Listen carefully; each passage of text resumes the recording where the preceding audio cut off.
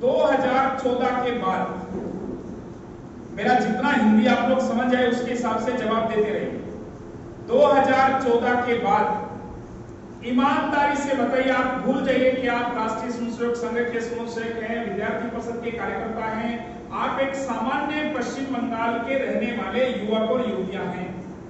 अगर मैं आपसे कॉमन मैन की जैसे पूछता हूं कि 2014 के बाद भारत में ऐसा कुछ हुआ है क्या जिसके कारण से आप गर्व के साथ सर उठाकर कह सके कि मुझे भारतीय होने पर गर्व है? ऐसे देश में कुछ हुआ है क्या?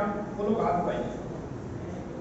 जिसको लगता है ऐसा देश में हुआ है वो हाथ उठाइए, और जिसको लगता है नहीं हुआ वो भी हाथ उठाइए।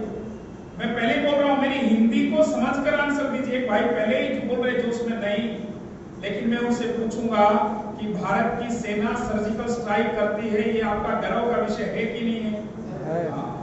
भारत की सेना में राफेल आता है, आपके लिए गर्व का विषय है कि नहीं है? भारत में हमारी मुस्लिम महिला बहनों के लिए 3 तलाक जैसी बुराई हट जाती है, ये गर्व का विषय है कि नहीं है? जम्मू कश्मीर में पहले तिरंगा सब जगह नहीं लहराता था, आज धारा 370 हटने के कारण से सब जगह पर भारत के तिरंगा लहराता है, ये गर्व करने की बात है कि नहीं है? हमारा एक सैनिक का सर काटकर पाकिस्तान ले गया था, ये 120 करोड़ का भारत घुटनों के बल गिड़गिड़ाता रहा। पाकिस्तान ने हमारे सैनिक हेमराज का सर नहीं दिया, लेकिन आज ये बदलता हुआ भारत ऐसा है कि अभिनंदन घूमते घूमते पाकिस्तान जाता है और आनंद से भारत वापिस आ जाता है। ये भारत का सर ऊंचा करने की बात है कि नहीं है? 500 वर्षों से हम आक्रांता बाबर के खिलाफ लड़ रहे थे, एक राम मंदिर का मुद्दा नहीं था। आक्रांता बाबर वर्सेस भारत की सांस्कृतिक पहचान भगवान श्री राम के अस्तित्व की लड़ाई थी।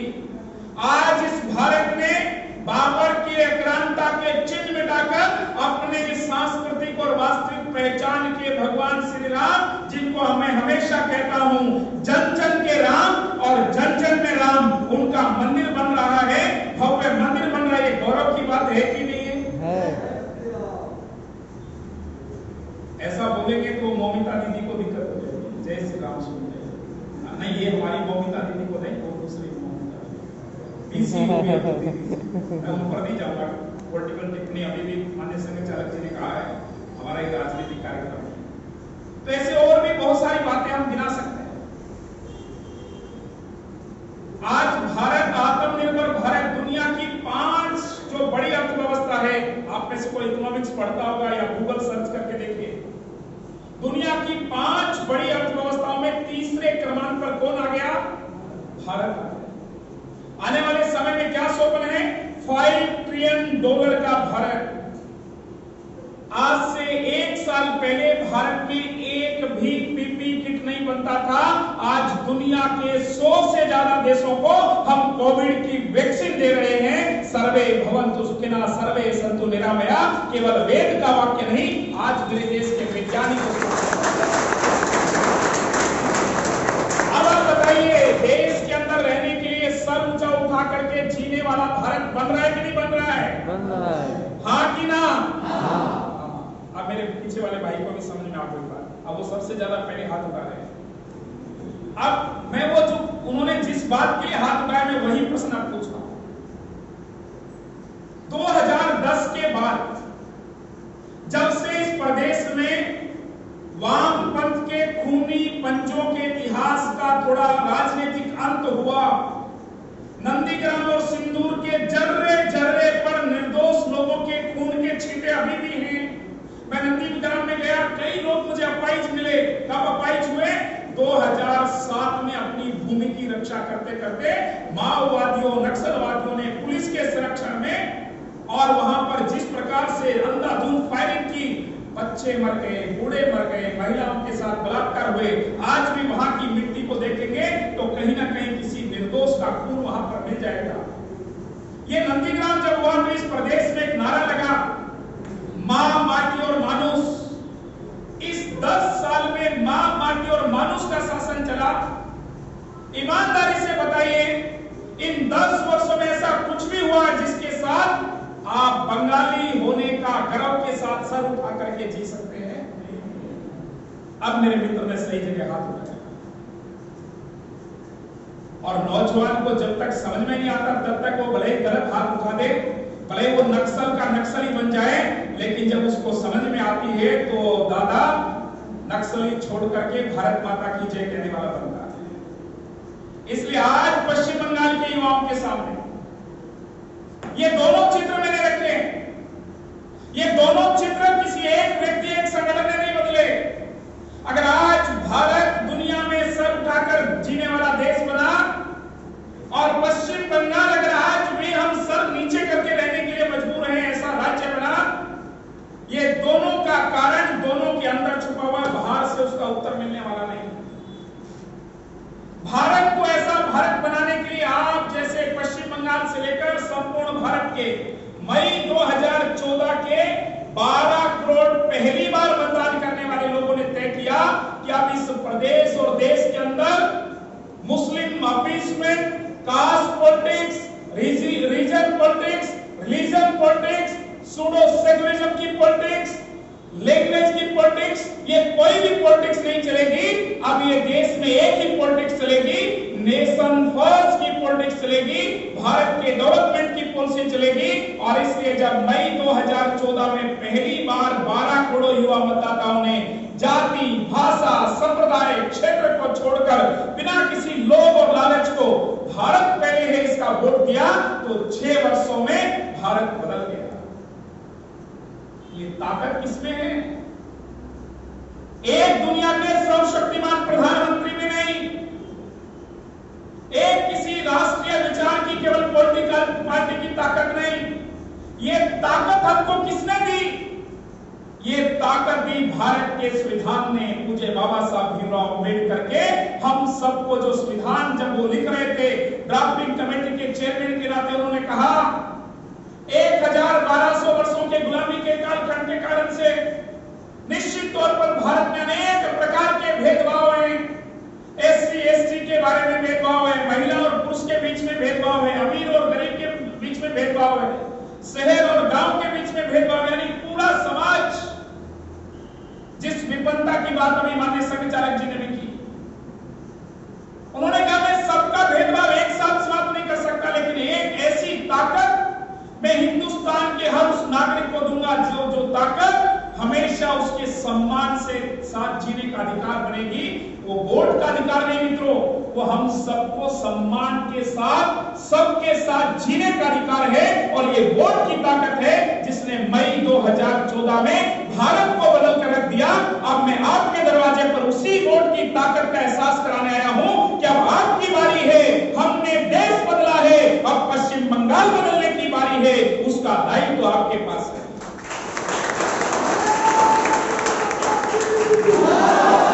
आने वाले दिनों में मेरे से पूर्व के वक्ताओं ने जैसे कहा, चाहे वो नारी सुरक्षा का मुद्दा हो, रोजगार का मुद्दा हो, मुस्लिम तुष्टीकरण का मुद्दा हो, माननीय संघ चालक जी ने भी कहा अनुप्रवेश किस प्रकार से बढ़ रहा है। असम के कुछ समय पहले तक गवर्नर रहे अजय सिन्हा, उनकी रिपोर्ट है कि प्रतिदिन 6000 बांग्लादेशी मुस्लिम घुसपैठी भारत में आते हैं। भारत के सुप्रीम कोर्ट को कहना पड़ा कि ये किसी भी राष्ट्र के खिलाफ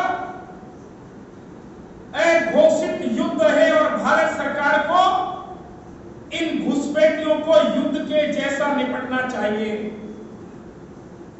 सीबीआई के पूर्व डायरेक्टर सरदार जोगिंदर सिंह ने कहा भारत के अंदर 5 करोड़ से ज्यादा बांग्लादेशी मुस्लिम घुसपैठी आ गए। ये हमारी आंतरिक सुरक्षा को तो खतरा है, लेकिन आज जब हम देखते हैं इस पश्चिम बंगाल में लव जिहाद से लेकर लैंड जिहाद तक मामला बढ़ गया है, डेमोग्राफिक चेंज हो गया है। और ये केवल हिंदू के लिए खतरा ऐसा नहीं। पिछले 6 महीनों में बंगाल की बारी बारी जाने के बाद मुझे अनुभव आया कि यहाँ का जो मूल मुस्लिम समाज है वो भी उनसे त्रस्त है। गांव में मैंने मुसलमानों से बात की, अपने मुस्लिम भाइयों से बात की, मैंने पूछा इस घुसपैठ का असर केवल हिंदुओं पर है कि आप पर भी है? उन्होंने एक ही बात कही कि सर मैं तो वहां दिल्ली के पत्रकार के नाते गया था। आप दिल्ली से पत्रकार के रूप में हमारी बात पूछने आए हैं, हमें अच्छा लगा। उन्होंने कहा कि देखिए, सरकार हमारे 4 घरों के लिए जो राशन पहले भेजती थी, वह राशन हमको 4 लोगों को मिलता था। आज उसी राशन में 6 बांग्लादेशी मुस्लिम घुसपैठिए भी आ गए। हमारे 4 परिवारों का राशन तो वही आता है, लेकिन अब वो राशन 4 परिवार में नहीं 10 परिवारों में बढ़ता है। दुखी तो हम भी हैं, लेकिन क्या करें, आपके पश्चिम बंगाल की पॉलिटिकल पार्टी ये वोट बैंक की पॉलिटिक्स में और हमको भी छोड़कर आज इनको बांग्लादेशी घुसपैठिए मुस्लिम और रोहिंग्या मुस्लिम प्यारे हो गए हैं। हम तो आज कहीं के नहीं रहे, ना हमको हिंदू समाज अच्छा मानता है और ना हमको सरकार अच्छा मानती है। हम तो कहीं के नहीं रहे। ये पश्चिम बंगाल के रहने वाले हमारे मूल भारतीय मुसलमानों की भी पीड़ा है। ऐसी एक परिस्थिति में हम और आप हैं, और इसलिए ऐसी परिस्थिति में हम और आपका दायित्व क्या है? पहली बार भारत सरकार के निर्वाचन आयोग ने इतनी अच्छी व्यवस्थाएं की। कोरोना का समय है, इसलिए निर्वाचन इलेक्शन कमीशन ने हर बूथ को सैनिटाइज किया है। हर वोटर को जाते हुए उसको हाथ को सैनिटाइज किया जाएगा, उसका टेम्परेचर चेक किया जाएगा, डिस्टेंस मेंटेन किया जाएगा, और इसलिए हर वोटर के स्वास्थ्य की पूरी चिंता ये भारत के निर्वाचन आयोग इस बार कर रहे हैं। इतना ही नहीं, इस पश्चिम बंगाल में आज तक 35 सालों के वामपंथ और 10 सालों के मां माटी और मानुष का नारा देकर के राज करने वाले 45 सालों में बुलेट और बम की कल्चर है। मतदाता को डराया जाता है, धमकाया जाता है। मेरे पास ये भी एक सर्वे आया, मैं बहुत जगह पर जाकर के बड़े लोगों से पूछता हूं, आपने पहली और आखिरी बार वोट कब डाला था? वो कहते हैं याद नहीं आता वोट कब डाला था। मैं वोटिंग लिस्ट में चेक करके कहता हूं, आपने तो पिछली विधानसभा में भी वोट डाला था। इतना जल्दी भूल गए 2016 को। उन्होंने कहा बाबू, ये 2016 में क्या, उससे पहले कभी भी हमने वोट नहीं डाला, लेकिन आपके निशान कैसे लगा? बोले हमको बाड़ी से ही नहीं निकलने देते, और गलती से बाड़ी से निकल करके पोलिंग बूथ तक पहुंच भी गए तो वहां कहते दादा आपका वोट हो गया। ये 80% मतदान कौन करता था? ये बम और बुलेट के कल्चर के लोग करते थे। इसलिए मैं आपसे कहने आया हूं, पहली बार इस प्रदेश के आप जैसे मतदाताओं को बुलेट का मुकाबला या अपने बैलेट से करने का मौका मिला है। इसलिए चुनाव बुलेट वर्सेस बैलेट है। चुनाव आयोग ने केंद्रीय रिजर्व फोर्स भेज करके बता दिया है कि एक मतदाता के जीवन की रक्षा करने के लिए भारत के अर्धसैनिक बल यहां पर तैनात है। किसी भी प्रकार के किसी भी गुंडा एलिमेंट्स को भारत के एक भी हमारे जन के किसी भी प्रकार का हित करने का अवसर नहीं है। जीवन सबका महत्वपूर्ण है, लेकिन 4 लोगों ने प्रयास किया था, उन 4 को ठीक जगह पर भेज दिया गया। इसलिए निष्पक्षता के साथ, निडरता के साथ, जाति भाषा संप्रदाय से ऊपर उठकर हमारी आंखों के सामने एक ऐसा सुनहरे भविष्य का पश्चिम बंगाल, सोनार बांग्ला, जहां पर विकास होगा, जहां पर महिलाओं की सुरक्षा, शिक्षा, स्वाभिमान, स्वावलंबन, आत्मनिर्भर, आगे बढ़ने के अवसर, कर्मस्थान से लेकर हर जगह पर महिला के बारे में आगे बढ़ने के अवसर मिलने का पश्चिम बंगाल बनेगा। आज देश के अंदर आप देखिए, फाइटर पायलट बनने से लेकर देश के अग्रिम मोर्चों पर महिला तैनात हो रही है। देश की 26 जनवरी 15 अगस्त की परेड का नेतृत्व करने वाली हमारी बहनें आगे बढ़ रही हैं। समाज जीवन के हर क्षेत्र में महिलाओं का प्रतिशत बढ़ा, लेकिन पश्चिम बंगाल में आज महिलाएं अपनी शिष्टियों को रोक करके अपने बाड़ी में रहने के लिए मजबूर हैं। किसी बहन के साथ बलात्कार होता है, उसका परिवार रिपोर्ट दर्ज कराने जाता है। टीएमसी के गुंडों का प्रभाव पुलिस प्रशासन पर इतना होता है कि दोषियों के खिलाफ एफआईआर दर्ज करने की बजाय उस पीड़ित महिला के परिवार पर एफआईआर डाल दी जाती है।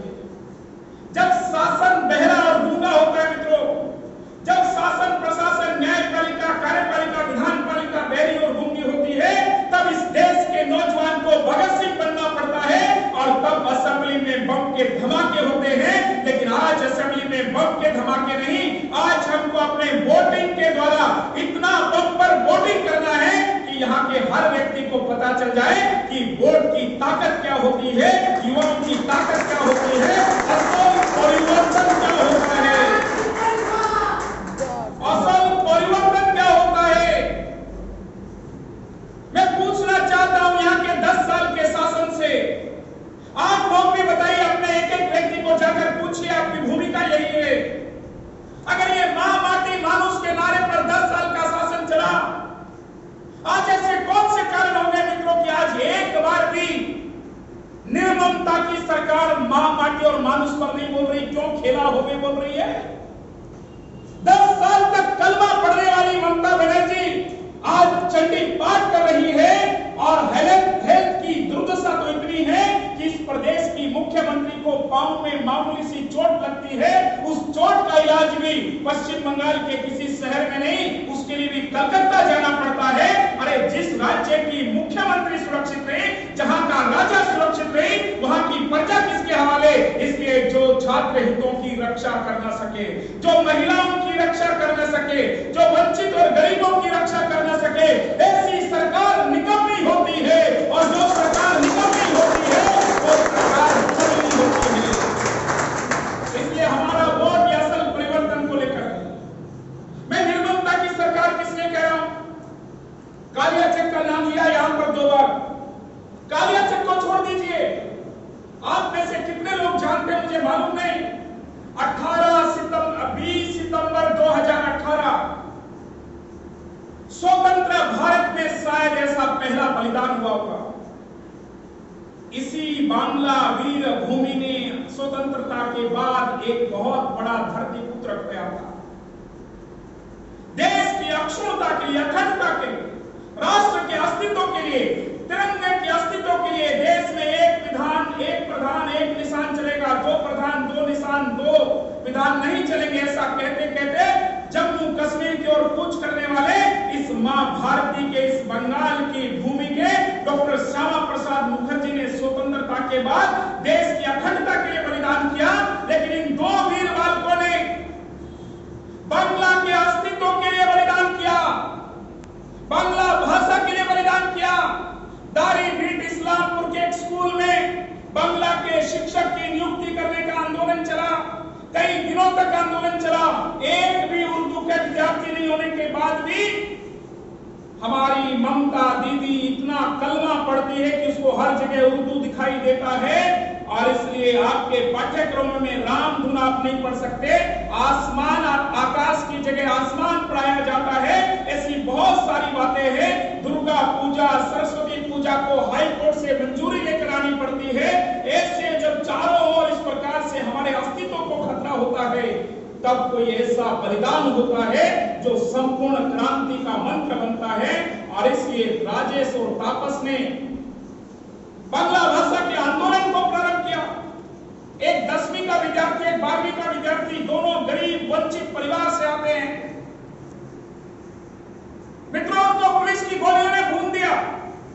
20 सितंबर को राजेश को छाती में और तापस को उसके पीठ में गोली मार करके दोनों को मरने के लिए मजबूर किया। स्कूल में हाहाकार मचा, छात्र छात्राएं उनको हॉस्पिटल लेकर दौड़े। रास्ते में एक मुस्लिम बहुत गांव में उनकी गाड़ी को घेरकर फिर से आक्रमण हुआ। पोस्टमार्टम रिपोर्ट कहती है कि दोनों की मौत गोली लगने से हुई। पुलिस कहती है हमने गोली चलाई नहीं। तो आज में एक प्रश्न खड़ा होता है, फिर गोली किसने चलाई? इन 2-3 वर्षों में ममता सरकार के द्वारा राजेश और तापस के परिवार को खरीदने का प्रयास किया गया, डराने का प्रयास किया गया, बहकाने का प्रयास किया गया, प्रलोभन देने का प्रयास किया गया। लेकिन उन वीर माताओं ने, जिन्होंने राजेश और तापस को पैदा किया था, उन दोनों ने कहा हमारे बेटे पश्चिम बंगाल की अस्मिता, बांग्ला की अस्मिता के लिए बलिदान हुए हैं, उनके बलिदान की कीमत नहीं लग सकती। और आज भी मैं आपको बताना चाहता हूं, आपकी संवेदनाएं जागृत करना चाहता हूं। 20 सितंबर 2018 से लेकर आज 19 अप्रैल 2021 तक आज भी राजेश और तापस के दोनों के शरीर वहां के नदी के किनारे पर अंतिम संस्कार का इंतजार कर रहे हैं। एक महिला मुख्यमंत्री जिसने नाम तो ममता रखा है, लेकिन वो उन 2 माओं की पीड़ा नहीं समझती जिनके लाल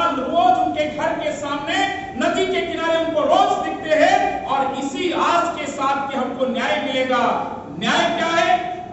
पीड़ितों को न्याय मिलना चाहिए, दोषियों को सजा मिलनी चाहिए, पूरे मामले की सीबीआई की जांच होनी चाहिए, 20 सितंबर को बांग्ला भाषा दिवस घोषित होना चाहिए। क्या ये मांग नाजायज है? दोषियों को सजा मिलनी चाहिए कि नहीं मिलनी चाहिए? गर्दन मत हिलाइए, जबान हिलाइए पूरा। 2.5 किलो की गर्दन हिलाएंगे, 50 ग्राम की जीभ नहीं हिलाएंगे। उठ जाइए बंगाल के नौजवानों, उठ जाइए, उत्तिष्ठ जागरे विवेकानंद ने कहा है। अरे इसी बंगाल का गौरव विवेकानंद है जिन्होंने अमेरिका में जाकर के हिंदुत्व को जगाया। आप यहाँ बैठ करके भी नहीं बोल पा रहे। दोषियों को सजा मिलनी चाहिए कि नहीं मिलनी चाहिए? मिलनी चाहिए। पीड़ितों को न्याय मिलना चाहिए कि नहीं मिलना चाहिए? मिलना चाहिए। पूरे मामले की सीबीआई जांच होनी चाहिए कि नहीं होनी चाहिए? होनी चाहिए। और 20 सितंबर को बांग्ला भाषा दिवस घोषित होना चाहिए कि नहीं होना चाहिए? होना चाहिए। लेकिन आज तक नहीं हुआ। कानून व्यवस्था, न्यायपालिका, विधान पालिका, कार्यपालिका, ये दोनों राजेश और तापस की माताएं रोते रोते तीनों के दरवाजे पर गई और न्याय ये कहता है, न्याय का तकाजा ये कहता है कि जब आपको कहीं से भी न्याय ना मिले, राजा से भी न्याय नहीं मिले, न्यायालय से भी न्याय नहीं मिले, प्रशासन से भी न्याय नहीं मिले, तब अपनी फरियाद लेकर के जनता के बीच में जाइए, क्योंकि जनता जनार्दन जब फैसला करती है तो जनता कहती है ममता दीदी सिंहासन खाली करो की जनता आती है। ये जनता जब परिवर्तन करेगी तो राजेश और तापस को न्याय मिलेगा, कालिया चक्की घटना को न्याय मिलेगा, मुस्लिम अपीसमेंट पर रोक लगेगी और हम देखते देखते अपने सुनहरे भविष्य का पश्चिम बंगाल बनाएंगे। आइए इसलिए अपने सोशल मीडिया के माध्यम से, चाहे वो 22 तारीख का चुनाव हो, 26 तारीख का चुनाव हो, 29 अप्रैल का चुनाव हो, लगातार सोशल मीडिया के द्वारा अपनी भूमिका निभाएं। छोटे छोटे वीडियो बना सकते हैं, पोस्ट कर सकते हैं, अपना लाइव कर सकते हैं, इंस्टाग्राम पर डाल सकते हैं, ट्वीट कर सकते हैं, अपने इंस्टाग्राम, अपने व्हाट्सएप ग्रुप पर छोटा वीडियो चला सकते हैं, हुई घटनाओं की जानकारी दे सकते हैं, अपने रिश्तेदारी में फेसबुक फ्रेंड को। इन सारे अभियान के लिए आज से आप इस आलोचना सभा के बाद इस पूरे परिवर्तन के ब्रांड एम्बेसडर, ओपिनियन लीडर हैं। 2-2, 4-4, 5-5 लोगों को छोटी छोटी बैठकों के माध्यम से कोरोना का ध्यान रखते हुए बताइए ये परिवर्तन क्यों चाहिए। ये केवल सत्ता परिवर्तन नहीं है, ये एक समग्र समाज परिवर्तन की लड़ाई है। आज अगर भारत आगे बढ़ने से ठिठका है, ठहरा है, तो भारत 1 नंबर पर आने से इसलिए चूका है क्योंकि अभी बढ़ते हुए भारत में पश्चिम बंगाल का नेतृत्व नहीं है, पूरा देश चाहता है। हम दुनिया के 3 में से 1 क्रमांक पर आना चाहते हैं, लेकिन 1 क्रमांक पर आने से पहले हम वेस्ट बंगाल को भारत का नेतृत्व देना चाहते हैं। इसलिए पश्चिम बंगाल को अपनी भूमिका का स्वीकार करना पड़ेगा।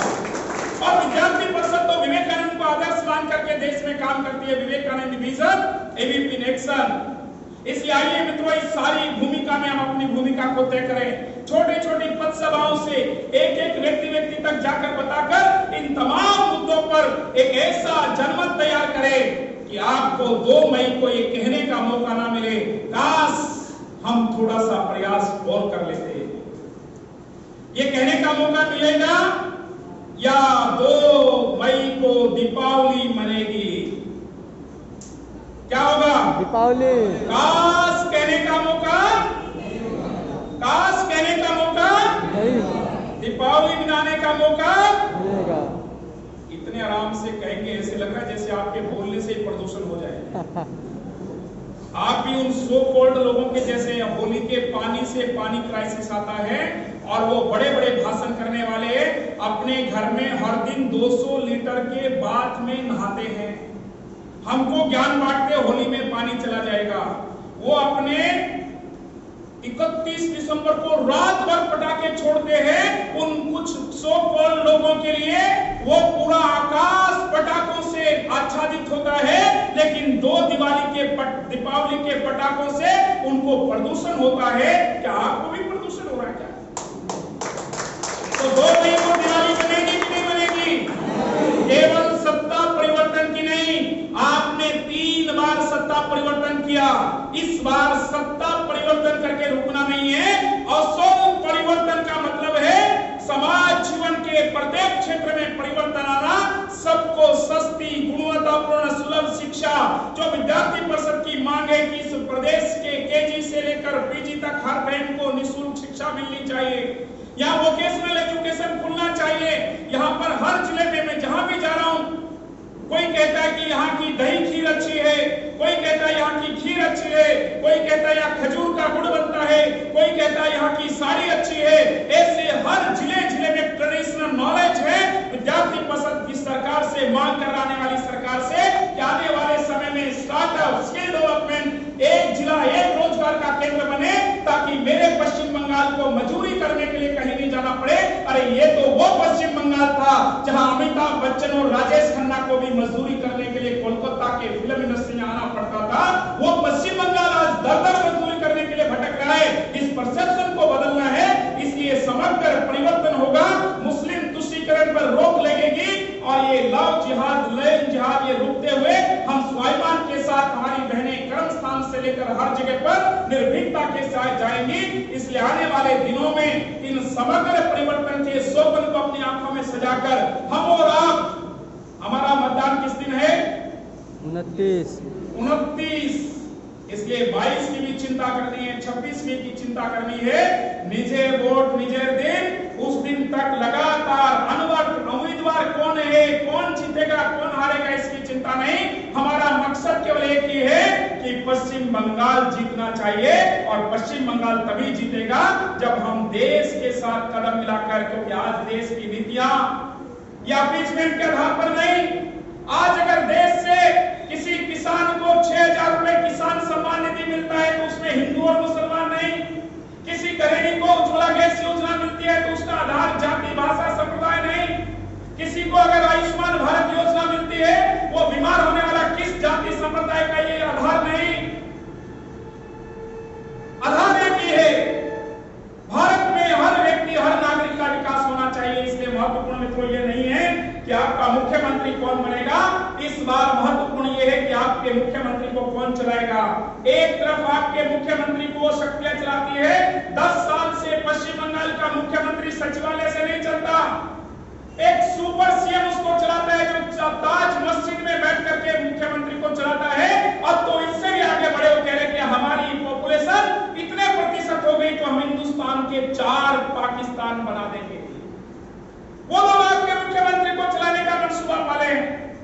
एक तरफ यहां पर एक ऐसा व्यक्ति पश्चिम बंगाल के मुख्यमंत्री को दिशा देने का प्रयास करता है जिसके जीवन का एक ही संकल्प है, मैं रहूं या ना रहूं, भारत रहना चाहिए। इसलिए हमको तय करना है कि पश्चिम बंगाल का मुख्यमंत्री, उसको चलाने वाले लोग कौन होंगे। और इसलिए मैं आप सबसे इतना ही निवेदन करना चाहता हूं, हो गई है पीर पर्वत सी, हो गई है पीर पर्वत सी, इस हिमालय से फिर कोई गंगा निकलनी चाहिए। हो गई है पीर पर्वत सी, इस हिमालय से फिर कोई गंगा निकलनी चाहिए। आज उनकी दीवारें पर्दों की तरह हिल रही हैं, आज उनकी दीवारें पर्दों की तरह हिल रही हैं, लेकिन शर्त ये थी कि बुनियाद हिलनी चाहिए। मेरे हंगामा खड़ा करना मेरा मकसद नहीं, मेरे हंगामा खड़ा करना मेरा मकसद नहीं है। हम चाहते हैं ये सूरत बदलनी चाहिए। आइए अपने पश्चिम बंगाल की सूरत को बदले। भारत माता की जय, भारत माता की जय। आप अगर सहमत हो एक बार दोनों हाथ उठाकर मुझे बताइए कि आप ये सही में सोनार बांग्ला का स्वप्न, ये पंजा मत बताइए। ये पंजे ने देश को बहुत रोका है, मुस्टिका बना ली थी। वैसे भी आप तो शक्ति के आराधक, मां शक्ति बांटी हुई नहीं आती है। ऐसे देश को बांट करके किसने राज किया आपको मालूम है। हम देश को ऐसे इकट्ठा करके आगे बढ़ाना चाहते हैं। तो पूरी शक्ति को अपनी मुष्टिका में केंद्रित करके संकल्प करिए, क्योंकि संकल्प सिद्धि होती है और संकल्प की सिद्धि से, सामूहिक संकल्प से सिद्धि मिलती है, और वो सिद्धि राष्ट्र और समाज के लिए। भारत माता की जय, वंदे मातरम, मातरम, वंदे मातरम। देश की रक्षा कौन करेंगे? हम करेंगे, हम करेंगे। महिलाओं की रक्षा कौन करेंगे? हम करेंगे, हम करेंगे। का सम्मान कौन करेंगे? हम करेंगे, हम करेंगे। की रक्षा कौन करेंगे? हम करेंगे, हम करेंगे। माता की जय, वंदे मातरम, मातरम, मातरम, वंदे